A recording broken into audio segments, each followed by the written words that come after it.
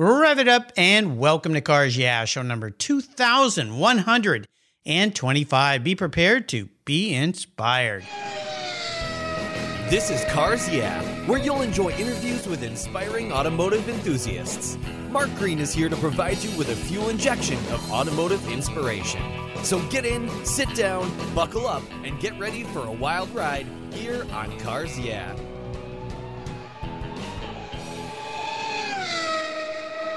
Hello, inspiring automotive enthusiasts, and welcome to Cars Yeah. Today I'm in Folsom, California. No, I'm not in Folsom Prison. Didn't do anything wrong. I'm in Folsom, California with a very special guest enjoying some fine beers that he brews by the name of Erik Schmid. Erik, welcome to Cars Yeah. Do you have any gear, and are you ready to release the clutch? I am, man. Let's let that clutch out and get going, Mark. I'm excited. Now, before I give you a proper introduction and we dive into your world, what's one little thing that maybe people don't know about you, Erik? I have an immense fear of flying. Really? Okay. Well, this is interesting. Did that start with some kind of incident, or has it just been something in your genetics? It's just gotten worse as I've gotten older. I used to travel for work. I was a software salesperson for a long time, and didn't really bother me. But I don't know what it is about getting older. I just do not like being on planes. It's a lack of control thing for me more than anything else. But yeah, I don't think. Now everybody knows, Mark, because it's going to be on your podcast, so everybody in the world can know. You know, this is interesting, and maybe somebody will reach out to you that is a similar affliction and will offer you some ideas on how to overcome that so that it doesn't compromise your ability to travel. Because, boy, these days, and with the cost of gas, I think it's cheaper to fly than it is to drive anywhere. Well, I'm sorry you have to deal with that. You know, flying is one of those things that has become, in my opinion, a lot less fun. Oh, yeah. It used to be, when I was a lot younger, people got dressed up to get on planes. They behaved themselves. They were polite. They were nice. And boy, now some of the stuff you see that happens not only on social media, say YouTube, but just when you're there at the airport, and the misbehavior of people just is appalling to me.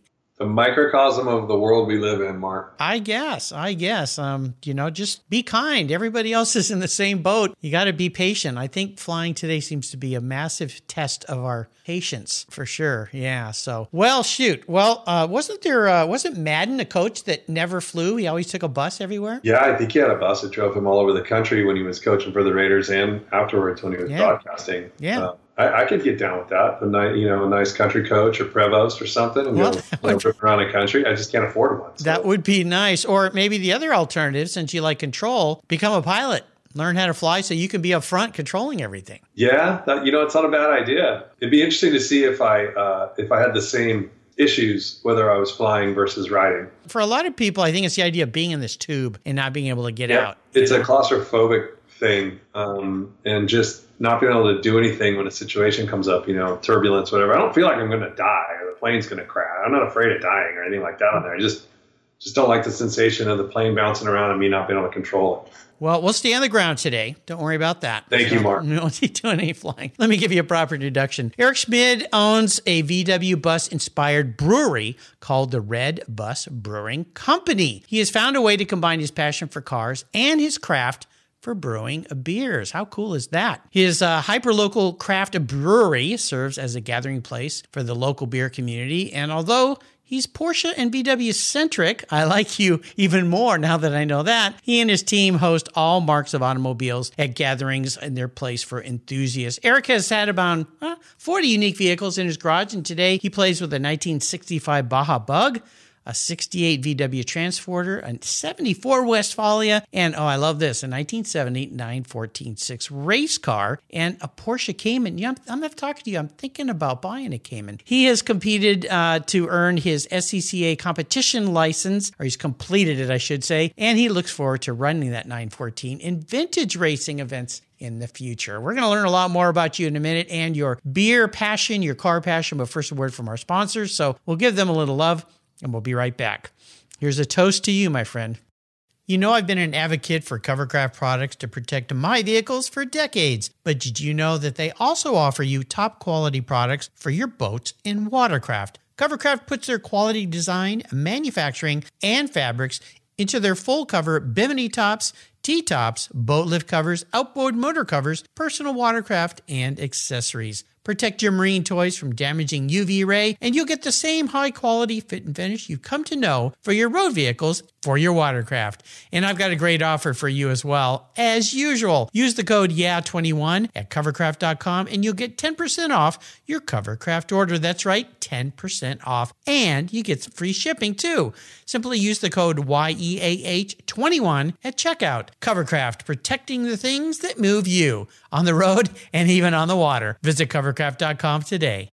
I was talking with a buddy of mine the other day, and he asked me about American Collectors Insurance. He said, while I listen to you on Cars Yeah, you're always talking about agreed value collector car insurance. Well, I insure all my cars on my regular auto insurance policy, and I've done it for years. Why use a different company for my collector cars? I get a multi-car discount. Isn't that good enough? I suggested he call his carrier and ask how much he would get if his collector car was totaled or stolen. He called back and said, boy, that was a scary conversation. The value of my car wasn't even close to what it's really worth. Thank you for the education, Mark. So don't just hope for a fair claim settlement. Be certain and know exactly what you'll receive with an agreed value policy. American Collectors Insurance has been protecting enthusiasts since 1976. Give them a call today for your personal agreed value quote at 866-ACI-YEAH. That's 866-224-9324. Tell them you're a friend of Mark Green's at Cars Yeah. American Collectors Insurance, classic car insurance,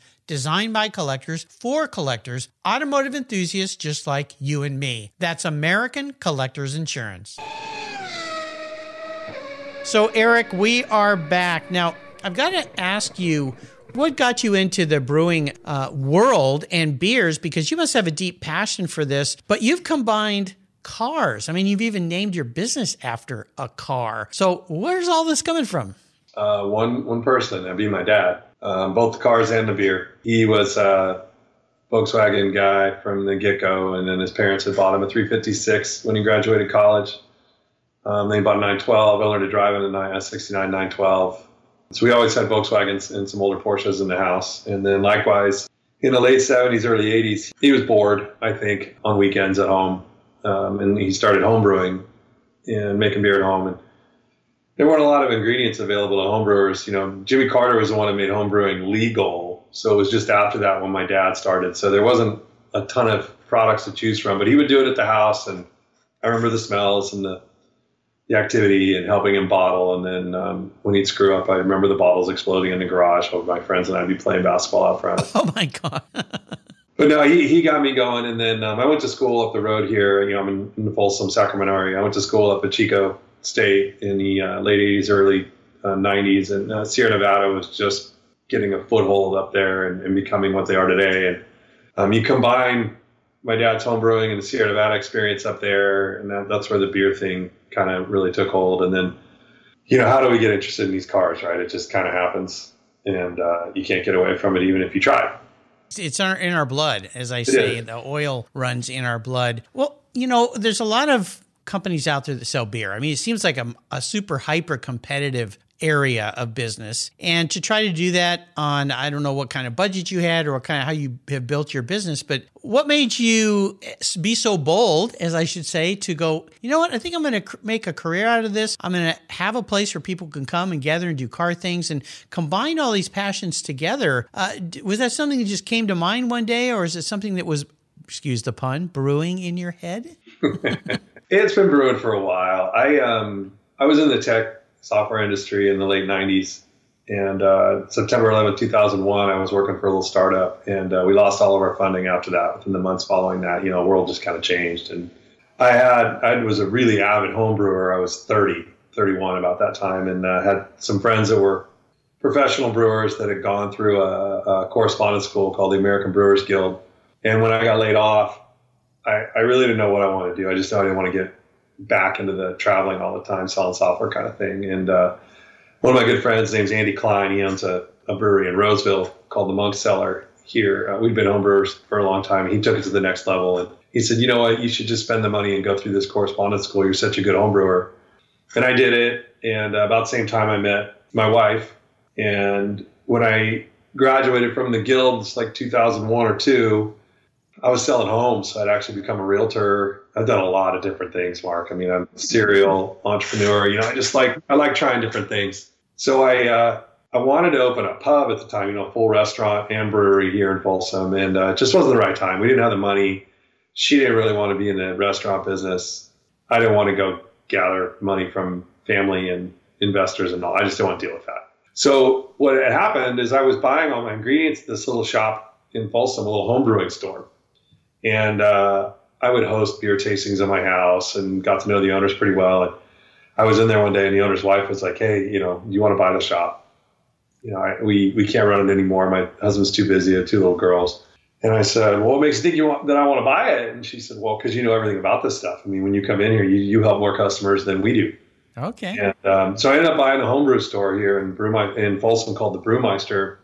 I grew that up. I mean, I think we did $70,000 in revenue the first year. And I did about $250 the first year I owned it. And then I opened another one in Roseville, another one in West Sacramento. And I had a 4th one down in Elk Grove by 2015. And we were doing about $1 million a year in revenue. And that's a big change from the 72 he did the year I bought it. Huge. I mean, so I got to ask you this, being somewhat entrepreneurial myself, and people love to hear about entrepreneur story. What were some of the things you did that helped make that be successful? Well, when I bought the store, part of it was luck, Mark, and timing. I got lucky in that it timed pretty well with the craft beer kind of resurgence here, and especially in the West. But, you know, I went to school. I had a finance degree. I ran a Subway store in college. Like, I've always been interested in business and how they work. You know, how to pull the strings different ways and be profitable. And so when the homebrew shop opportunity came up, I came home and asked my wife, like, what do you think? And I said, the worst thing is I'm going to meet more people and maybe press more palms and get some more home listings, you know, just a networking thing, right? And I mean, I added up the inventory at the store, and I bought the store for like $8,000. That's the website, all the inventory, everything. It was a steal, you know, and it was just a no-brainer. And so, you know, it was limited investment, limited risk. If it wouldn't work, I was out $8,000, you know. And all of at that time, there was a lot more focus from the beer ingredient suppliers, you know, malt, hops, yeast. They were making a real push to offer home brewing size items. So, you know, yeast to do 5 gallons, hops to do 5 gallons. And that kind of timed in with it too. And just taking a business that was originally started by a couple of Intel executives as like a tax write-off so they could write off their brewing stuff, and then sold to this little guy. It was never really run like a business. So it was just, you know, more products, merchandising. There really wasn't much social media back then. It was just word of mouth, going to brew fests, going to the local brew clubs. And I had a passion for it. And I think that showed too, like people really understood that it wasn't just a business. I really was into it, and I cared about making them better at what they do. So did the combining of your passion for brewing and beer and then your passion for cars give it more? Because I always say niche down, niche down. You know, you hear this all the time. Don't try to be a big, broad Amazon or Walmart or whatever. You know, niche down to something, a specialty that people can associate with. Did that tie in with automotive help you? Well, see, the Brewmeister is a totally separate thing from the brewery. So that's a chain of home brewing stores that I own called the Brewmeister, and I still own those. But in about 2016, I had a manager in place, and I really just kind of oversaw the accounting and the bookkeeping and payroll and stuff, and I got bored. And you know what happens when I get bored, Mark, is I start buying cars. Yeah.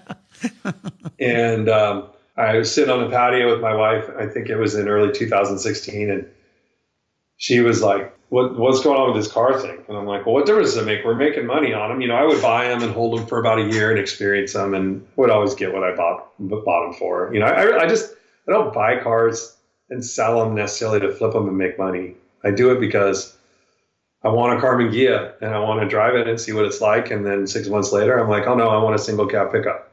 And I end up making a deal. You know what I mean? It's just kind of experiencing things. It's fun. And so we were talking about that, and she's like, you're bored. I can see it. You're bored. And I said, well, yeah, I kind of want to do the brewery thing. Like, that's what I went to school to do. And, you know, but I'd have to use a good chunk of our retirement to do it. And she's like, no, I don't care. Like, you know, we've seen our retirement go like this and then like this down. every time there's a market swing, it goes to half. Like, she's like, I'd much rather make a bet on ourselves.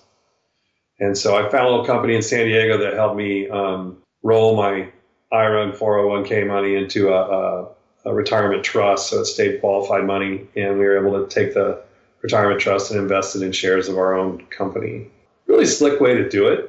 And then we pretty much bought ourselves back out of it in the four and a half years we've been open, which is the idea. You buy it, you're a C Corp, and then you rapidly try and buy your retirement account out of it as soon as you can while the company's not worth a lot. And so it's a big risk. But in doing that, when I started the brewery, I didn't have a theme. Like, I didn't know what it was going to be associated with at all. It was just being built, and I knew that would take a while.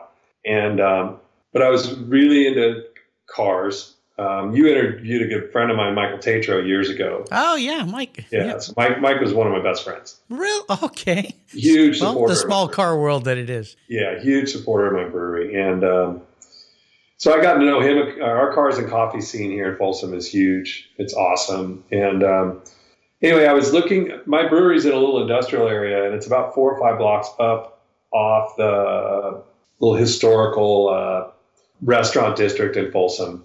And I was worried about getting people from down there, where that's where all the people are walking around, getting them up to the brewery. So I started searching for just like an Econoline or a Chevy van or something, because a big parking garage down there, or even a couple of golf carts, street legal golf carts. And then I could shuttle people up.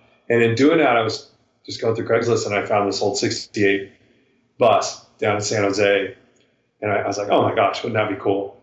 So I just bought it, and started fixing it up. What year was that? What year was that? What year was the bus, or what year did I get it? What year did you get the bus? Because I'm thinking buses now are like a fortune. I bought it in 2016, the year before I opened the brewery, 2017, right around the first year. And it wasn't worth a lot. It's a bay window.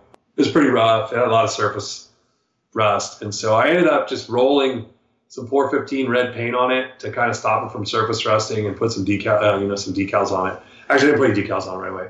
I was just driving it around while I was fixing it up. And the reaction that you get from people, and it doesn't have to be a bus, but especially old Volkswagens. Well, everybody has a story and a connection to them. I mean, maybe not everybody. Most people do. Their family had them, they had them, their roommate had them. The buses especially, there's just this nostalgia associated with them, the hippie movement and the... Yeah, surfing, California, all that fun stuff. California, yeah. And especially what really shocked me was like teenagers today. You just drive by and their jaw would just drop, and then look, it's a big smile, because they just don't see them like we used to, and it was red. And I had a friend of mine who was kind of helping me toss around some themes for the brewery, and we had settled on this one. It was more historical in reference, called William Alexander Brewing Company. William Alexander Liesdorf was this guy, a part African-American man in the 1860s that accomplished so much in Northern California at the time. He owned a hotel in San Francisco. He helped settle what now became Folsom. He was one of the first people to ever sail a steamship up the Delta. But it was very serious. It was like Sam Adams almost, and he had a very serious face. I felt like I was going to explain this to everybody that came in the brewery, like, where did this name come from? Who is this guy? Where is he? Right. So I dropped this, hey, how about Red Bus Brewing Company, to my marketing buddy. He does all my graphics still. And he was like, what? What? Like, yeah, it's symmetrical, red bus, it's a VW bus, it's fun. Like, beer's supposed to be fun. And we have a lot of very serious breweries down here in Sacramento where and I'm not trying to throw anybody under the bus, they're just a little stuffy and a little too serious. I almost feel like you should be happy to be there, whereas I didn't want that. I just wanted to be fun, kind of a clubhouse, hanging out in your neighbor's garage kind of thing. This is where I drank a lot of my beers, just hanging out with buddies while we're talking about cars. And so that's kind of where it came from. Ended up tattooing up the bus. I bought another roller to put out front. So we have a bus sign. It's a monument out front with a little library in the back. And the back of another bay window that's in the brewery. A lot of the old Volkswagen literature ads. I don't know if you remember the 60s and 70s ads. They're just so creative and so funny. Those littered all over the bathrooms. Tatro gave me like 300 license plates. We made light fixtures out of them. And everything in there is car. It's all car. Well, themes are great when it comes to eating, drinking, dining, whatever. And you're right, everybody loves the VW bus. So what a fun success story. Well, we'll take a short break for our sponsors. We come back, I want to talk a little bit about maybe a challenge you faced with this whole project and how you overcame that. So keep that in mind, and we'll raise our glasses, and we'll be right back. Auto Geeks Blackfire SiO2 Spray Sealant.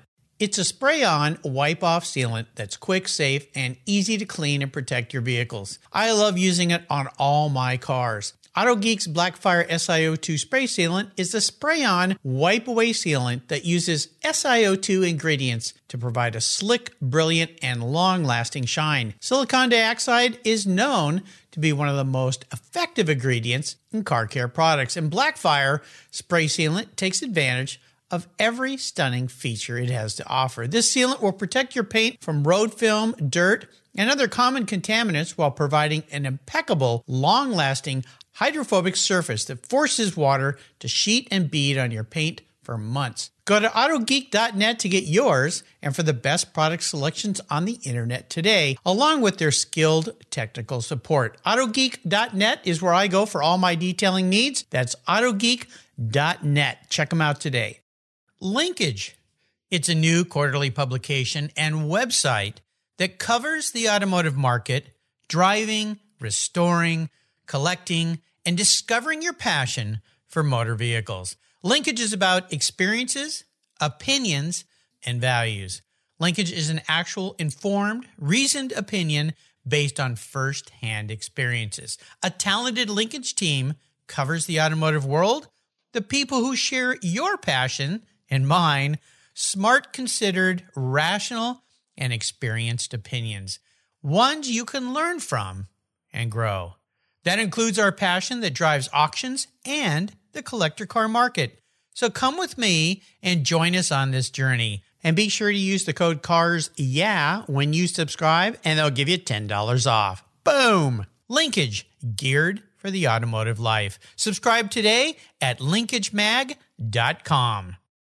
If you're listening to this program, there's a pretty good chance you believe what I believe, that the collector vehicles we love are more than just a means of getting from one place to the other. They're a part of our culture, our identity, and as a people, they bring us together at vintage races, classic car auctions, and 1,000-mile rallies. That's why I support the RPM Foundation, which exists to ensure that the critical skills necessary to preserve and restore these important vehicles aren't lost to time. RPM stands for Restoration, Preservation, and Mentorship, and their goal is to inspire the next generation of vehicle restoration professionals through its outreach programs. And they include Shop Hop, Off to the Races, the RPM Future Class, and many others. These programs engage talented young people across the country and connect them with mentors and a variety of opportunities in the industry. For more information on how the RPM Foundation is driving the future of collector vehicles skilled trade, visit rpm.foundation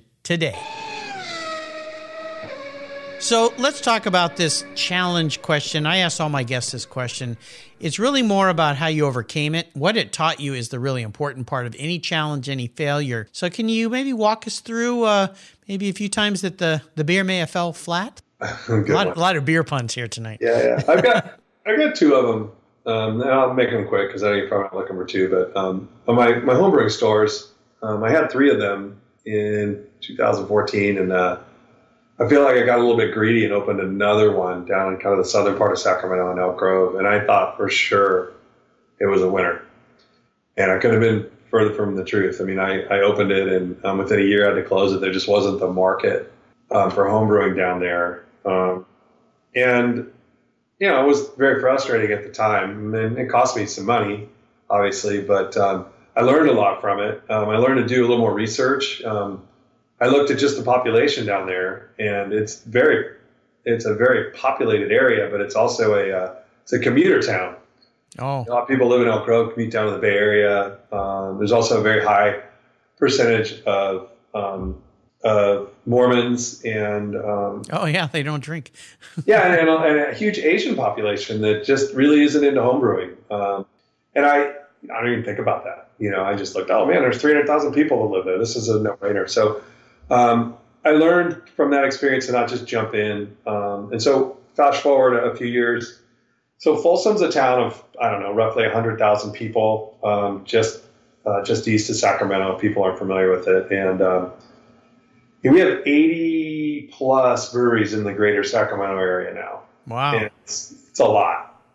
And it's quite a thriving beer scene here. But with the competition, it makes it really hard to carve your piece of the pie out. So when I started looking, I looked at other cities and spaces, but Folsom was really where I wanted to do it because we have no breweries here. There hasn't been a brewery in Folsom since the 1880s. Oh, wow.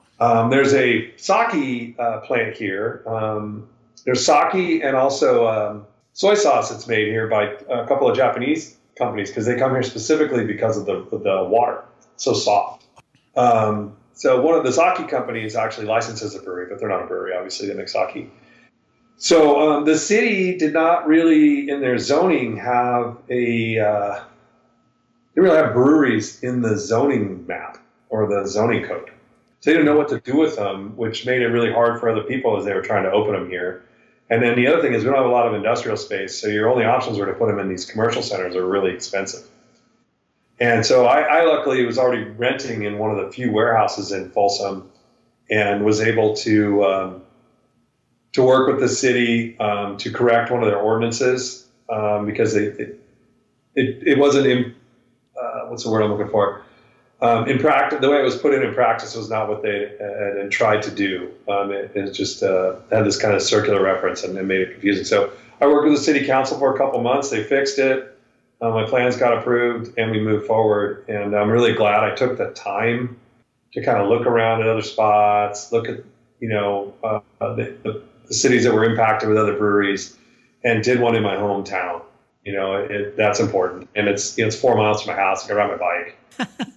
So a lot of neighbors, they come in, The golden nugget here is do your homework. Do your research first, right? Yeah, well, you only get one time. You only get one chance to do it, especially when you're going to spend a whole bunch of money. Yes, absolutely. And when it's your own money, even more difficult.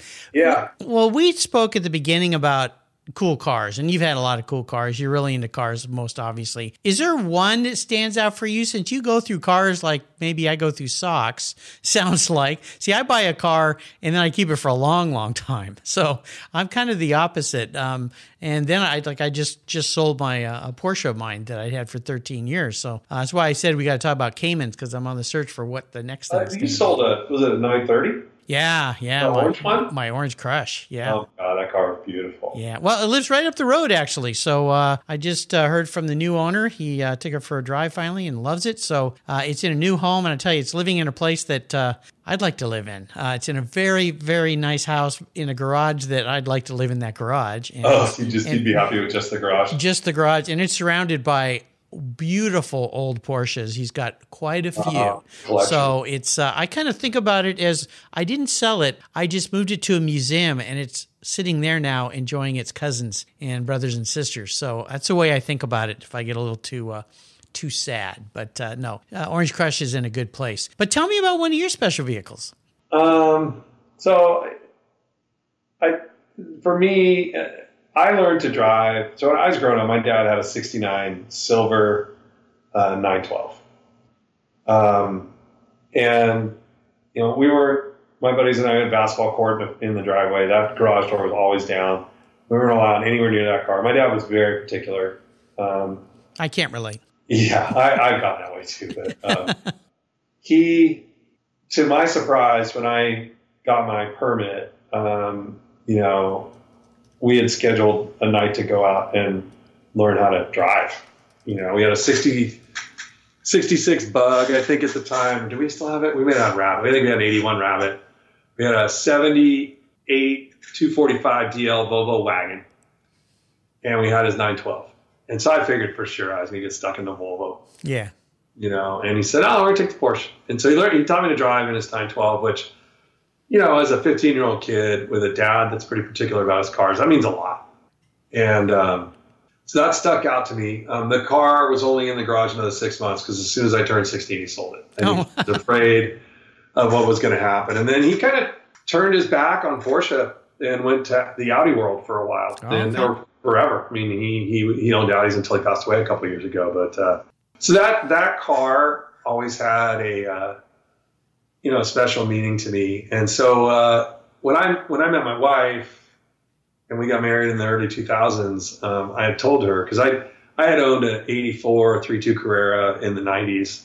That was a pretty great car. I had one of those. It was a cab. Yeah, they're just bulletproof cars. Great cars, yeah. Yeah, and so I had told her, look, I really want another 911 someday, and she's like, oh, whatever, And so we waited quite a long time, and then I was in a pretty bad mountain bike accident in 2015. Went over the handlebars, I broke my jaw, both my arms. Oh. And when I recovered from that, I just kind of had a little bit different outlook on life, which was, you're here a limited amount of time, and things can happen to you and the people around you, and you need to do what you want to do now. Exactly. I think COVID did that for a lot of people. Yeah, it did. And so I was like, you know what, I'm going to go find the car. And so I spent quite a long time looking for it because I wanted Venetian blue, or I wanted silver, and I wanted a coupe, and I wanted a G50 coupe.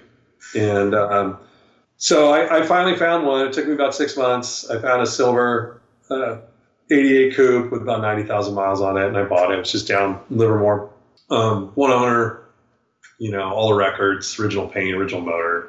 Really a terrific car. I sent you a picture of it. Oh, yeah, it's beautiful. It's a silver one with the ocean behind it. And really nice. Yeah, it's just a great car. And then I lowered it, and I put bigger 17-inch wheels on it, and really, really loved that car because when I'd agreed to buy it, and I needed to ride down there, so I called my dad. He didn't know why. And I said, look, Dad, I need to ride down to Livermore. He's like, well, what do you mean ride to Livermore? You never asked me for a ride. I'm like, come on, Dad, it's a special day. I'm not going to tell you until we get down there. So he drove me down there, and we both saw the car. I went for a ride in it, and my dad's been gone about 2 years.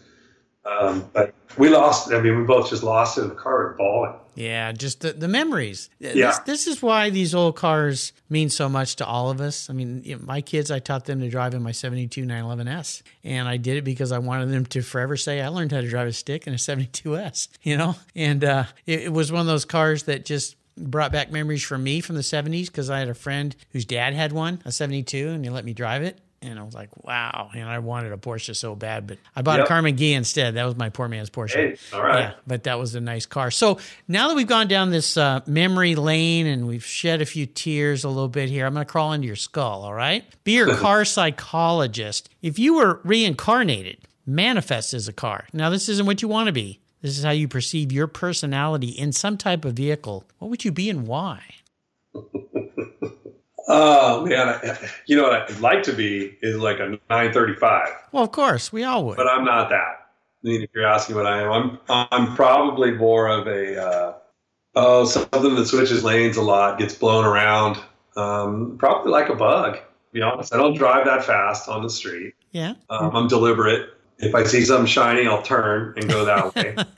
So I would say, I think an old Volkswagen suits me. I know that's kind of a cop-out answer for a guy. No, I don't think so. Brewery. I kind of see that in you. And I know one of the cars I mentioned at the intro was a Baja Bug. And, I had Rod Emery on this show, and his grandfather, or his dad rather, but his grandfather was into him too, invented the Baja Bug, which I never knew that. I didn't either. It was because of a crashed Volkswagen where he cut off the front and started driving around and said, well, it's kind of unbalanced. And he cut off the back. And then all of a sudden people were going, what is that? It's the Baja Bug.